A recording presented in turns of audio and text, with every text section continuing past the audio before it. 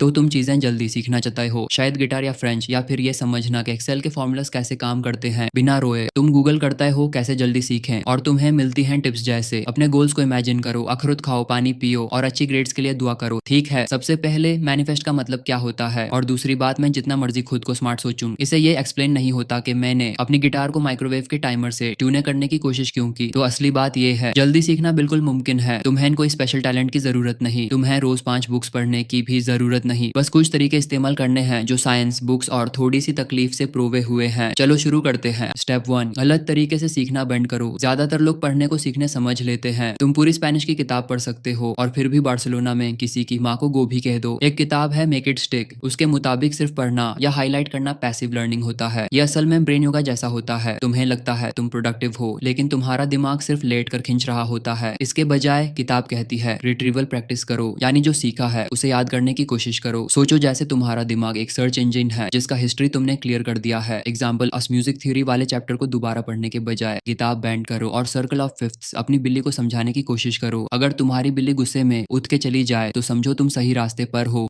Step 2, बहुत जल्दी हार मत मानो। तुम्हें किसी चीज में एक्सपर्ट बनने के लिए 10,000 घंटे नहीं चाहिए। यह बस एक मार्केटिंग झूठ है ताकि लोग महंगी मास्टर क्लास खरीद लें। तुम्हें सिर्फ बेस फोकस्ड घंटे चाहिए ताकि तुम मुझसे नहीं होता से अब थोड़ा समझ आ रहा है तक पहुंच सको। लेकिन एक प्रॉब्लम है, यह 20 घंटे मुश्किल होंगे। तुम्हें डिस्ट्रैक्शंस हटानी होंगी। उस स्किल को छोटी छोटी पार्ट्स में डिवाइड करो। हर पार्ट को पहले धीरे धीरे प्रैक्टिस करो, फिर तेज, फिर दोबारा धीरे, जब तक तुम्हारा दिमाग बोले बस करो भाई। अगर तुम पियानो सीख रहे हो, इसका मतलब है स्केल्स इतनी दफा बजाओ कि तुम्हारे फिंगर्स रो पड़े, और फिर भी बजाते रहो और सोचो क्या बीथोवन भी रोता था? मुमकिन है, हाँ। स्टेप 3, एक जासूस की तरह सीखो। स्कॉट यंग ने अल्ट्रा लर्निंग में एक तरीका बताया जिसे कहते हैं डायरेक्ट लर्निंग। ये मतलब कि किसी स्किल के बारे में सिर्फ पढ़ने या देखने के बजाय सीधा उस काम को करो। ग्राफिक डिजाइन सीखना है तो फिर 3 घंटे किसी यूट्यूबर को फॉन्ट्स और कॉफी के साथ देखने में जाया मत करो। कनवा खोलो और कुछ डिजाइन करो, चाहे वो डिजाइन बेकार लगे कोई बात नहीं, बस करते रहो। जापानीज सीखनी है तो फिर 2000 कंजी रातने की जरूरत नहीं। जाओ किसी जापानीज बंदे से बात करो, गलती करो, कुछ उल्टा सीधा कह दो, गलती से किसी कशियर को शादी का प्रपोज कर दो, फिर उसे सीखो। अल्ट्रा लर्नर्स थ्योरी के पीछे छुपकर नहीं बैठते, वो फील्ड में जाकर एक्सपीरियंस बनाते हैं, जैसे तलीमी जासूस। Step 4, spaced repetition. यार तुम्हें पता है ना कि तुम नशीन चीजें भूल जाते हो सिर्फ कुछ दिन बाद। हाँ, ये तुम्हारा दिमाग खराब नहीं है, यह बिल्कुल नॉर्मल है, तुम इंसान हो। यहाँ आता है स्पेस्ड रेपिटेशन। इसमें तुम उस चीज को उस वक्त दोबारा देखते हो जब तुम उसे भूलने वाले होते हो। यह तुम्हारे दिमाग को यह महसूस करवाता है कि ये इन्फॉर्मेशन इंपॉर्टेंट है। बेसिकली ये दिमाग को साइकोलॉजिकल तरह से चक्कर देना है, लेकिन अच्छी नियत से। अगर तुम इसको एक्टिव रिकॉल के साथ मिला दो, यानी खुद से याद करने की प्रैक्टिस, तो तुम अपने दोस्तों से 30% तेज सीख रहे होते हो, जबकि वो अभी तक अपनी किताब का चैप्टर 1 ही बार बार पढ़ रहे होते हैं और सोच रहे होते हैं कि ये टाइटल पहले कहाँ देखा है। स्टेप 5, मेंटल मॉडल्स और रियल लाइफ में यूज करना। किसी चीज को याद रखना है तो उसे रियल जिंदगी में यूज करो। गिटार सीख रहे हो, किसी के सामने बजाओ, चाहे वो तुम्हारा कुत्ता ही क्यों ना हो, खासकर अगर वो कुत्ता हो। कुत्तों का सबसे अच्छा फीचर, वो जज नहीं करते। फ्रेंच सीख रहे हो, अपनी जिंदगी को फ्रेंच एक्सेंट में बोलना शुरू कर दो जब तक लोग तुमसे दूर भागने ना लग जाएं। बोनस, इस तरह तुम बिलिंगुअल भी बन जाते हो और थोड़े मिस्टीरियस भी। और हाँ, मेंटल मॉडल्स का यूज करो। यह सोचना है कि शॉर्टकट्स होते हैं, जैसे थिंकिंग के cheat codes. Charlie Munger, Warren Buffett का बडी इन पर यकीन रखता है। यह ऐसे होता है जैसे तुम गेम खेलने के रूल्स सीख लो, सिर्फ गेम के पीसेस रटने के बजाय। स्टेप 6, सोशल प्रेशर का फायदा उठाओ। Public commitment equals panic equals progress. लोगों को बताओ कि तुम कोई स्किल सीख रहे हो, फिर एक डेडलाइन सेट करो, जैसे मैं 2 हफ्तों में अपना पहला गिटार कवर पोस्ट करने वाला हूँ। अब तुम्हारे पास सिर्फ 2 रास्ते हैं, या तो सीख लो या सबके सामने शर्मिंदगी उठाओ। और हो सकता है कि तुम्हारी फैमिली ग्रुप चैट में एक बेटा सब ठीक है इंटरवेंशन भी हो। बोनस टिप, जो चीज सीखो उसे दूसरों को समझाओ। मेक इट स्टिक के मुताबिक किसी चीज को जुबान से एक्सप्लेन करना दिमाग को उस इन्फो को बेहतर ऑर्गेनाइज करने पर मजबूर करता है। और अगर तुम किसी चीज को बुरा तरीके से समझा रहे हो तो यह सबसे तेज तरीका है समझने का कि तुम्हें अभी तक खुद भी ठीक से नहीं आती। स्टेप 7, उस चीज को इमोशनल बनाओ। तुम्हारा दिमाग थोड़ा सा ड्रामा क्वीन है, ये फैक्ट्स भूल जाता है, लेकिन कहानियां, मजाक और शर्मनाक लम्हा कभी नहीं भूलता। अगर तुम जिस चीज को सीख रहे हो उससे कोई इमोशन जोड़ दो, जैसे मजाक, क्यूरियोसिटी या थोड़ा डर, तो तुम उसे हमेशा याद रखोगे। जैसे उस वक्त जब तुमने अपने प्रोफेसर को गलती से मॉम कह दिया था, याद है ना? ऑफ कोर्स याद है। तो जब कुछ सीखो खुद से पूछो, ये चीज एक्साइटिंग क्यों है, ये मेरे लिए इंपॉर्टेंट क्यों है, इसे फनी कैसे बना सकता हूँ। बूम, मेमोरी अनलॉक हो गई। सीखना जल्दी कोई जादू नहीं है, ये कोई टैलेंट भी नहीं है, और ये तो बिल्कुल भी नहीं कि 3 गैलन ग्रीन टी पीकर इल्हम का इंतजार करना है। ये है बार बार याद करना, पब्लिक में फेल होना, स्मार्ट तरीके से रिवाइज करना और इतना मजा बना देना कि दिमाग उस दौरान डिलीट ना करे। अगर तुम ये सब कर लो तुम कुछ भी सीख सकते हो, guitar, French, graphic design, confidence, हत्ता कि टैक्स लॉ भी। ओके, टैक्स लॉ शायद थोड़ा मुश्किल है और अब अगर इजाजत हो तो मैं फोटोशॉप 20 घंटों में सीखने जा रहा हूँ या फिर कोशिश में ही मर जाऊंगा।